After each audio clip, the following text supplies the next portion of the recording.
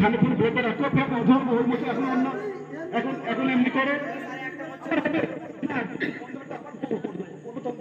এখন এক টানা না, আবার আমার পরে আবার একটা মোচা হয়ে যাক, তারপরে ফের রাখতে